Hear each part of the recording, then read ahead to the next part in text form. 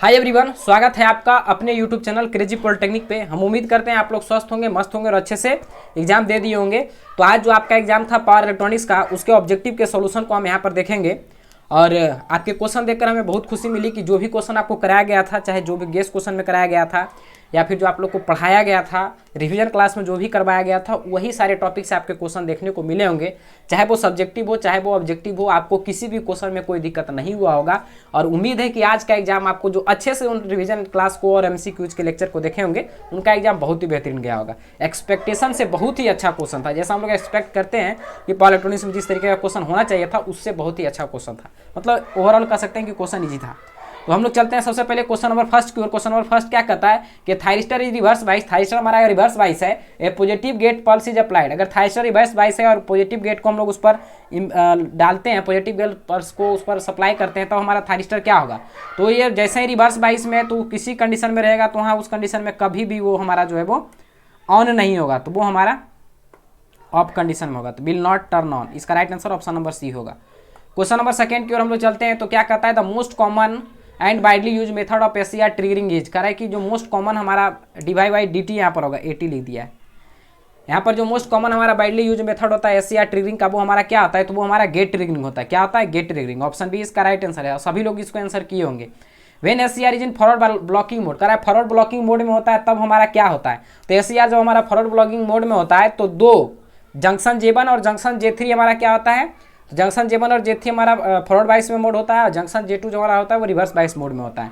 तो क्या है, anode and cathode junction are in forward bias. दोनों जंक्शन हमारा एनोड और कैथोड फॉरवर्ड बाइस में होता है, और गेट के पास वाला जो जंक्शन, गेट वाला जंक्शन जो होता है वो हमारा रिवर्स बाइस में होता है। तो ऑप्शन बी इसका राइट आंसर होगा। क्वेश्चन नंबर 4 की ओर हम चलते हैं। तो क्या कहता है कि ये single phase half control rectifier is operated from 220 volt. तो यहाँ पर देखिए दिया क्या है, वीएम बराबर हमको दे दिया है 220 वोल्ट। क्या दिया है, 220 वोल्ट एंड 50 हर्ट्ज। फ्रीक्वेंसी हमको कितना दे दिया है, फ्रीक्वेंसी हमारा है 50 हर्ट्ज। उसके बाद कह रहा है कि फायरिंग एंगल हमारा 30 है, तो अल्फा इजकल टू कितना दिया है, 30 डिग्री।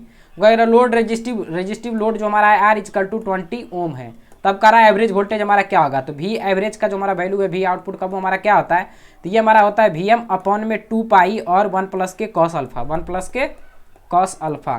तो यहाँ पर देखिए वी एम का वैल्यू कितना है 220 अपॉन में 2 पाई का हम लोग क्या लिखते हैं 3.14। यहाँ पर इसका वैल्यू क्या होता है, तो यहाँ पर हमारा होता है 3.14। तो इसको लिख दीजिएगा 3.14, और यहाँ पर 1 प्लस के कॉस 30। इसको जब हम लोग कैलकुलेट करते हैं, तब जो हमारा वैल्यू आएगा वो हमारा आएगा 1.20 पॉइंट समथिंग, 120 पॉइंट कुछ आता है। तो इसका राइट आंसर हमारा हो जाएगा ऑप्शन नंबर डी। कितना हो जाएगा, ऑप्शन नंबर डी। अब हम लोग चलते हैं क्वेश्चन नंबर 5 की ओर। 5 नंबर क्वेश्चन हमारा क्या है वो देखिए कि in the load commutation circuit the commutating element is. Load commutation circuit में जो हमारा कम्यूटेटिंग एलिमेंट होता है वो हमारा क्या होता है, तो वो हमारा इंडक्टर और कैपेसिटर होता है। तो ऑप्शन सी इसका राइट आंसर है। सब के सब क्वेश्चन आप अगर अच्छे से लेक्चर देखे होंगे तो बना सकते थे। नेक्स्ट क्वेश्चन हमारा कहता है single phase fully control bridge converter is feeding RLE load the input voltage VM sine omega t and firing angle alpha if the average current is I naught then. तब उस case में हमारा जो value होता है वो 2 VM upon pi cos alpha E minus K R I naught. तो option D इसका राइट आंसर होगा। वैसे ये क्वेश्चन को आप मिला लीजिएगा, ठीक है। क्वेश्चन नंबर 7 हमारा क्या कहता है कि इन induction heating which of the following is abnormally high. कह रहा है इंडक्शन हीटिंग में कौन सा हमारा एबनॉर्मली हाई होता है, जो सबसे ज़्यादा होता है, वो हमारा क्या होता है, तो वो हमारा फ्रीक्वेंसी होता है। क्या होता है, फ्रीक्वेंसी। ऑप्शन बी इसका राइट आंसर है। क्वेश्चन नंबर 8 की ओर हम लोग चलते हैं। तो क्या कहता है कि over charging of battery result. Over charging अगर हम बैटरी को कर देते हैं तब क्या होता है, चार्जिंग जब हमारा ओवर होता है तो टेम्परेचर हमारा हाई हो जाता है। टेम्परेचर हाई हो जाने से कोरोजन प्लेट जो हमारा है वो कोरोड होने लगता है। तो ऑप्शन ए इसका ज़्यादा मतलब एप्रोप्रिएट आंसर है, सही आंसर है। कह रहा है battery is in good condition, तो ये तो होगा नहीं। जब ये नहीं होगा तो ऑप्शन डी भी नहीं होगा। अब ये दोनों जब नहीं होगा तो मेनली जो हमारा ओवर हीटिंग में आप खुद देखते हैं कि बैटरी हमारा जब ओवर हीट होने लगता है तो बैटरी गर्म होने लगता है, तो हमारे यहाँ पर कोरोजन होगा प्लेट का। तो इसलिए हमको थोड़ा सा अपना दिमाग से भी आंसर बनाना होता है। क्वेश्चन नंबर 9 की ओर हम लोग चलते हैं। तो क्या कहता है 9 नंबर क्वेश्चन है थायरिस्टर इज। थायरिस्टर हमारा क्या है, एक्टिव एलिमेंट है, पैसिव एलिमेंट है, लीनियर डिवाइस है।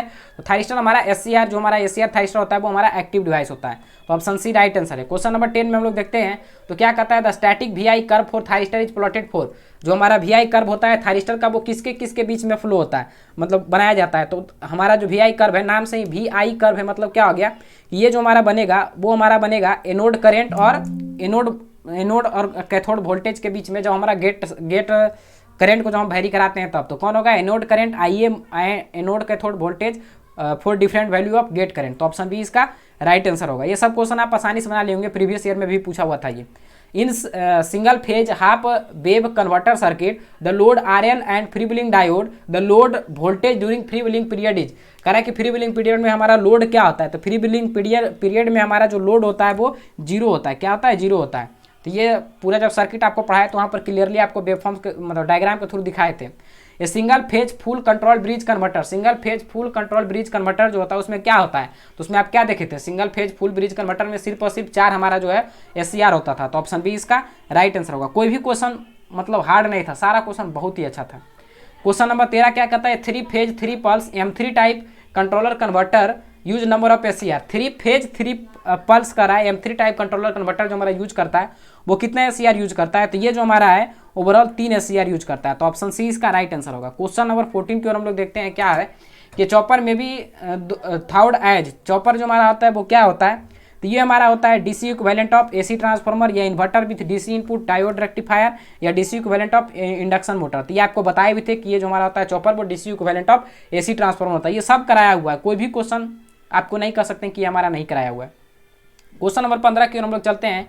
क्या कहता है, in type C chopper if only one switch is operated. Type C chopper में अगर सिर्फ और सिर्फ एक स्विच को हम लोग ऑपरेट करते हैं तब उस केस में हमारा क्या होता है, तो जब एक स्विच को आप ऑपरेट करेंगे तो ये हमारा ओनली एक क्वाड्रेंट में हमारा वर्क करता है, ओनली वन क्वाड्रेंट हमारा ऑब्टेंड होगा। तो वही लिखता है only one quadrant operation will be obtained. तो राइट आंसर हो गया ऑप्शन नंबर ए। जो भी आप लोग का जितना सही जाएगा वो कमेंट करके आप हमको जरूर बताइएगा कि सर मेरा इतना सही गया, और क्या जो भी कंटेंट आपको दिए गए थे वो कंटेंट आपके लिए यूजफुल थे या नहीं थे, वो भी आप कमेंट करके ज़रूर बताइएगा। और हमारा काम जो है उसको भी आप बताइएगा कि क्या मेरा काम सही आप लोग के लिए रहता है या नहीं। क्वेश्चन नंबर 16 में हम लोग चलते हैं। क्या कहता है कि in voltage fed thyristor inverter, voltage fed thyristor inverter जो होता है fill in the blanks commutation is required. वहाँ पर कौन सा कम्यूटेशन हमको रिक्वायर्ड होता है, लोड कम्यूटेशन, फोर्स्ड कम्यूटेशन या सेल्फ कम्यूटेशन।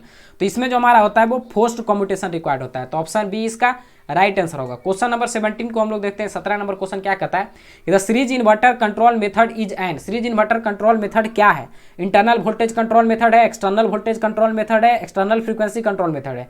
तो ये हमारा जो सीरीज इन्वर्टर कंट्रोल मेथड है वो हमारा एक्सटर्नल वोल्टेज कंट्रोल मेथड है।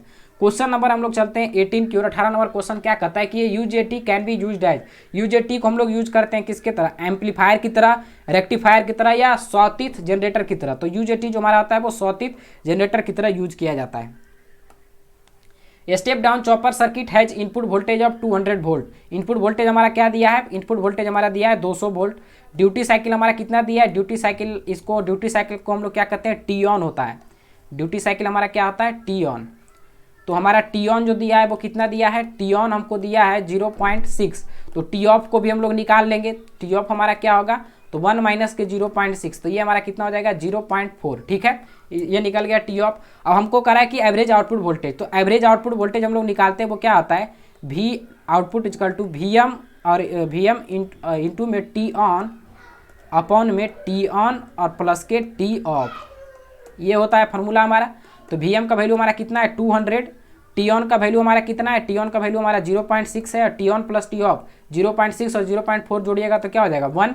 तो ओवरऑल इसका वैल्यू क्या आ जाएगा 6 2 जा 12 1200, और यहाँ पर से पॉइंट 0.6 है तो यहाँ पर पॉइंट डाल देंगे, शायद आपको नहीं दिख रहा होगा, यहाँ पर पॉइंट डाल देंगे तो ये हमारा आएगा 120 वोल्ट। कितना आया 120 वोल्ट। तो इसका राइट आंसर हो जाएगा option number B. Question number 20 हमारा क्या कहता है कि fill in the blanks can be used as a single phase static AC switch. Single phase static AC switch के रूप में हमारा कौन सा इसमें उपयोग होता है, तो ये जो हमारा उपयोग होता है वो हमारा ट्रायक होता है। कौन सा होता है, तो ये हमारा ट्रायक होता है। तो ऑप्शन डी इसका राइट आंसर है। और अब आप लोग कमेंट करके बताइए कि आपका कितना सही गया। अब यहाँ पर हम लोग बात कर लेते हैं सब्जेक्टिव में कैसा क्वेश्चन आया था, तो ये भी बहुत इंपॉर्टेंट था। थोड़ा टाइपिंग करवाए हैं तो ये वर्ड में कर दिया था, इसलिए इसमें एडजस्ट नहीं हो पाया, लेकिन फिर भी क्वेश्चन तो पता चल ही जाएगा क्या है। Describe any one method of designing of heat sink. बहुत अच्छा सा आपको हीट सिंक पढ़ाए हुए थे, तो ये आप बना सकते थे। फिर हमारा जो है अब रिवीजन क्लास में भी कराया गया था ये। Explain the principle of operation of cyclo converter करवाया हुआ था।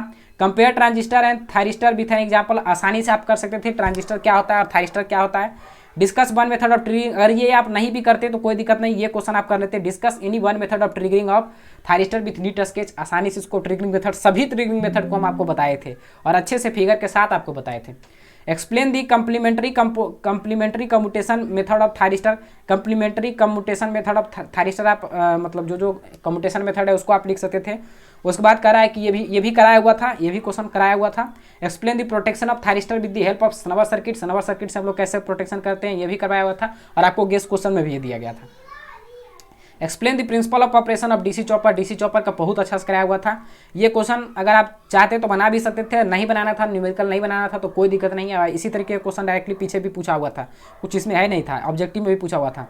ए single phase half wave rectifier circuit having thyristor fed by the supply voltage 400 sin omega t and average load voltage जो हमारा है वो RMS load voltage, average load voltage and RMS load voltage if the firing angle alpha is 30 and the load resistance is 50। इस तरीके का question हम पीछे objective में भी देखे थे, लेकिन इसमें थोड़ा और एक दो फार्मूला यूज होता।